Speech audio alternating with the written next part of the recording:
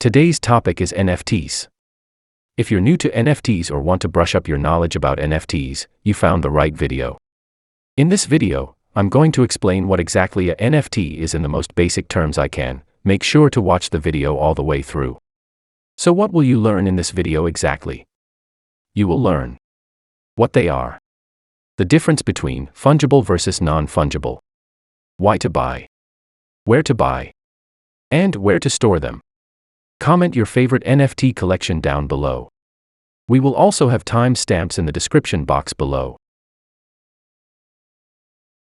So what is a NFT? Today I'm going to describe what an NFT is in the most basic terms I can. NFT stands for non-fungible token. You can think of these as trading cards, digital art, or collectible items. Non-fungible means that it's unique and can't be replaced with something else. For example, Bitcoin is fungible. If you trade one Bitcoin for another Bitcoin, you'll have the exact same thing. A one-of-a-kind trading card, however, is non-fungible. If you traded it for a different card, you'd have something completely different. For example, if you trade a Squirtle Pokemon card for a Charizard Pokemon card. Here are the differences between fungible versus non-fungible. Fungible means something is able to be exchanged or substituted and will hold the same value. It's interchangeable, like the dollar, gold, casino chips, Bitcoin, Ethereum, or Cardano. To better understand this, it makes sense to think of traditional fiat currencies. If I asked you to let me borrow $1, you wouldn't open your wallet and say, "Which dollar bill do you want?"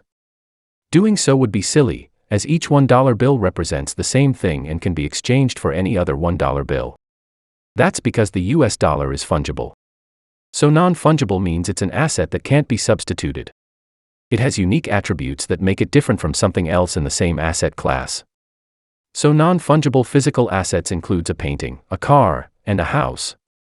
Non-fungible digital assets include a video game skin, a trademark, or a CryptoKitty, which was the first real use case to take off on the Ethereum blockchain in 2017. Some of these assets are physical and tangible, and others are digital and intangible. So NFTs are non-fungible tokens. Token refers to a digital certificate stored on secure distributed database called a blockchain. So NFTs are digital assets, publicly verifiable intellectual property, authenticated on a blockchain. A popular place to currently browse a variety of NFTs is on OpenSea.io. It's an exciting space. I believe the NFT space will continue to grow in the coming years, with some popular use cases being digital art, virtual land, gaming, collectibles, finance, and much more. Why buy an NFT? The demand for NFT art has exploded recently. However, there is still a lot of skepticism. After all, NFTs are generally tied to digital files. How is owning such an NFT different from a screenshot of a photo? Does proof of ownership mean anything? To help you decide, here are the 4 main reasons why people own NFTs. Reason 1, it empowers artists. Publishers, producers, and auction houses often strong-arm creators into contracts that don't serve their interests. With NFTs, artists can mint and sell their work independently, allowing them to retain the IP and creative control. Artists can also earn royalties from all secondary sales of their work. NFTs have the potential to create fairer models by bypassing the gatekeepers that currently control creative industries, and many individuals buy NFTs because it's a way of empowering and financially supporting the creators that they love. Reason 2, collectability. Despite costing less than 5 cents to make, a 1952 Mickey Mantle rookie card sold for $5.2 million.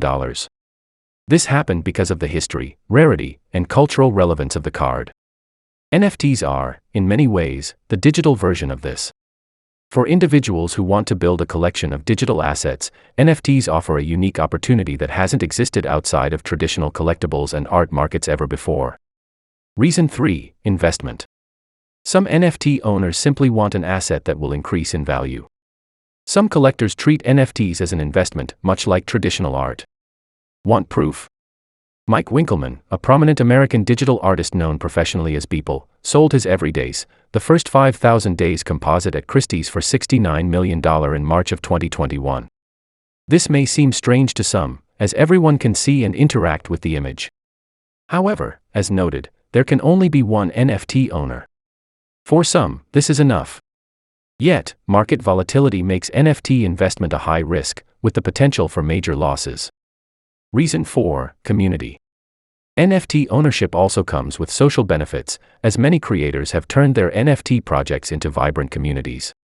The Bored Ape Yacht Club is, perhaps, the best example of community building in relation to an NFT project. Collectors get access to a members-only Discord, exclusive merchandise, a vote in the future of the project, tickets to virtual meetups, and more. If you're enjoying this video so far, make sure to leave a like and subscribe, as we are a new channel and these videos take days to research, write and animate. Now back to the video. Here are the 10 most expensive NFTs ever sold.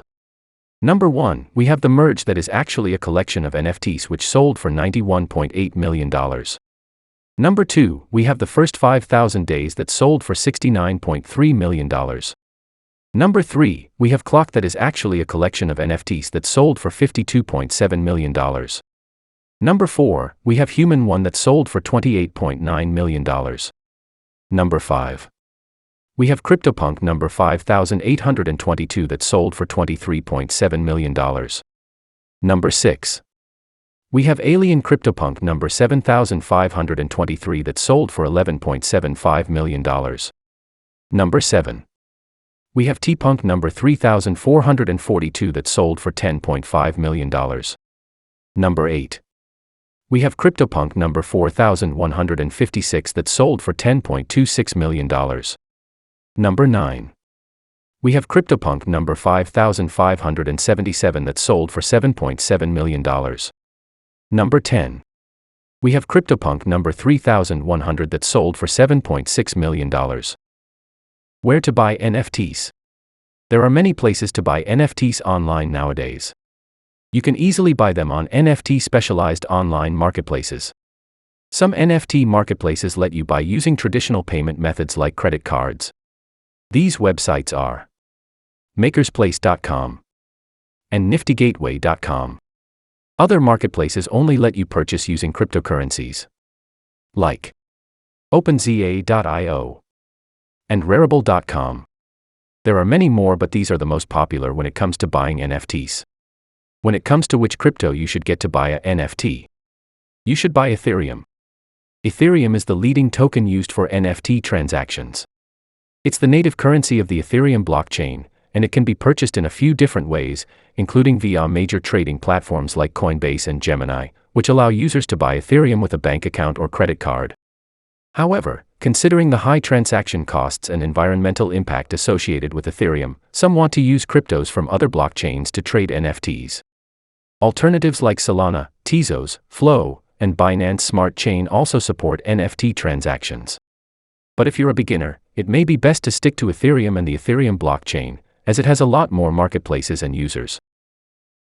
Where do you store your NFTs? The best place to store your NFTs is in a wallet. You want to make sure that it's safe and easily accessible to show family and friends what you recently purchased. There are 2 types of wallets: physical and digital. Physical wallets keep your NFTs offline and protected. The best physical hardware wallet would be a Ledger Nano. If you would rather keep them online and protected, here are some places that host wallets for you: MetaMask.io, TrustWallet.com, and MathWallet.org. I want to keep it simple and easy for you to understand, so that's all for today's video. I hope you learned a thing or two about NFTs. Please don't forget to like this video and subscribe so you don't miss any new videos. Comment down below what NFTs you're interested in the comment section down below. Thanks for watching, and I hope to see you in the next one.